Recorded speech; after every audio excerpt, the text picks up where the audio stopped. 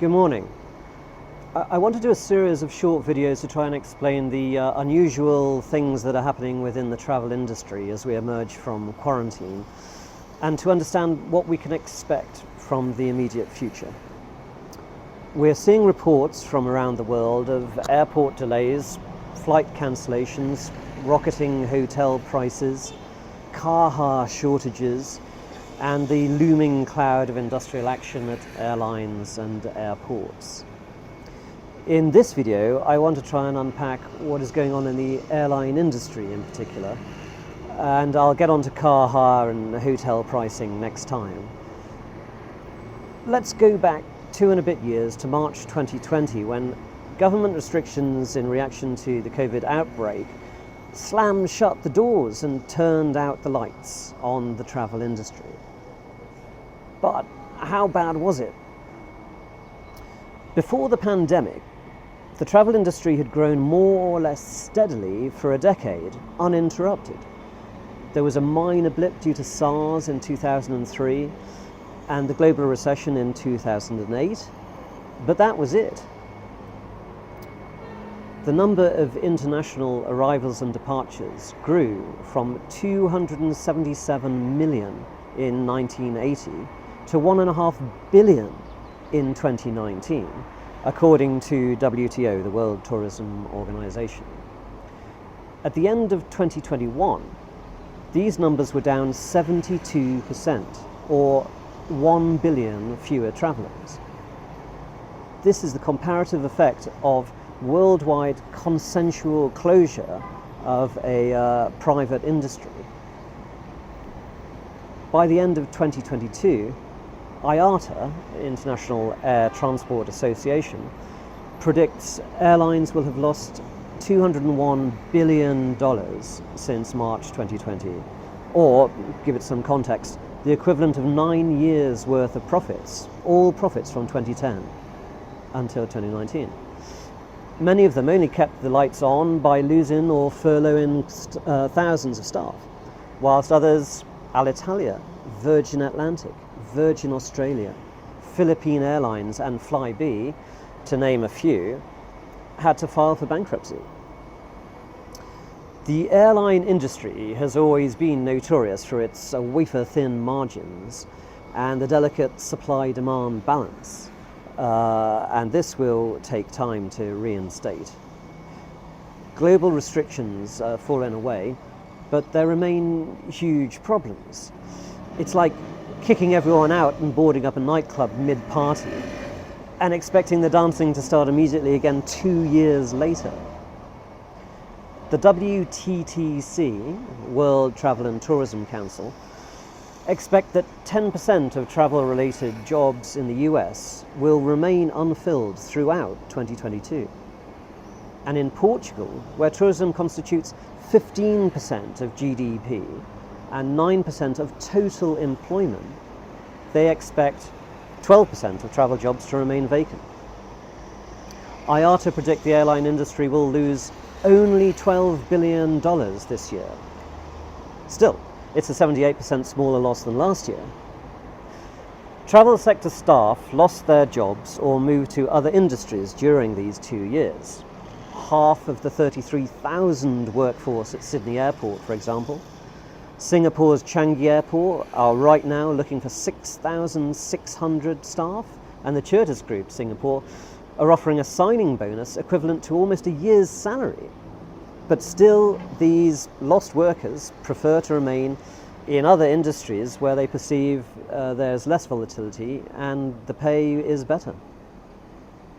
IATA's AGM is in Doha this week and will attempt to address the problem. In the UK, problem was compounded by dragging security clearance processes. British Airways has 3,000 recruits awaiting processing, whilst EasyJet has 140 crew trained, ready to go, waiting for their airside security passes.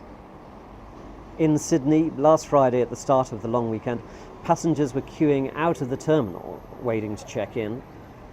A barista at nearby Toby's Estate Cafe said he'd made 300 coffees by midday, twice as many as normal.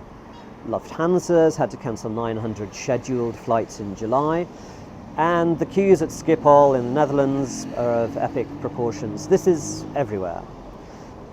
This chaos has made life pretty grim for these few workers left within the industry, and this is why we're seeing industrial action cropping up all over. Ryanair in Spain, Portugal, France, Belgium and Italy proposed strike action later this month. EasyJet in Europe are similarly disgruntled. Paris Charles de Gaulle saw strike action a week ago, which caused a quarter of all flights to be cancelled. And this is a feeling we will no doubt see reflected all over the world this year. Behind the airline and airport push to recruit, however, we must consider the lingering concern they have that demand may not last. Airlines could face a problem of overcapacity, both in fleet and manpower, very soon if they restaff completely and bring back all of their birds into service immediately. Airfares are already at the limit of passengers' comfort levels, and it'll soon be the end of the Northern Hemisphere summer. Robert Mann of New York's R.W. Mann & Company Aviation Consulting says airline margins will deteriorate this summer, meaning tough decisions will have to be made on how much capacity can realistically be flown. Remember, IATA expects airlines to lose only $12 billion this year, and so we're unlikely to see the delicate balance between supply and demand achieved again for at least another year. At the same time, whilst international travel still has a long way to go, domestic travel could reach 90% of 2019 levels, and the World Travel and Tourism Council are the most optimistic, suggesting global travel could generate $8.6 trillion this year, only 6.5% down on pre-pandemic levels. The term revenge travel has been coined to describe the catch-rich, travel-hungry, eager to holiday at any cost. Delta Airlines CEO Ed Bastian says demand is off the charts, 30% higher than pre-pandemic levels, driving fares skywards. Cathay Pacific London-Hong Kong tickets are showing at $5,360, 5 times the price of 2019. Singapore Airlines to Hamburg is now 5,000 Singapore dollars, up from 2,000. And fuel cost increases have meant that jet fuel now represents around 38% of an average airline's total costs, up from 27% pre-pandemic. For a budget airline, this figure is approaching 50%. Higher ticket prices do not at the moment seem to be deterring travellers who are tapping dormant holiday budgets and upgrading to premium cabins in the sod it, I'm going no matter spirit of the revenge traveller. This is what's happening in Europe, Europeans travelling within Europe, and within the US on their domestic flights. Come the end of August, demand will wane and airline capacity will be sufficient again.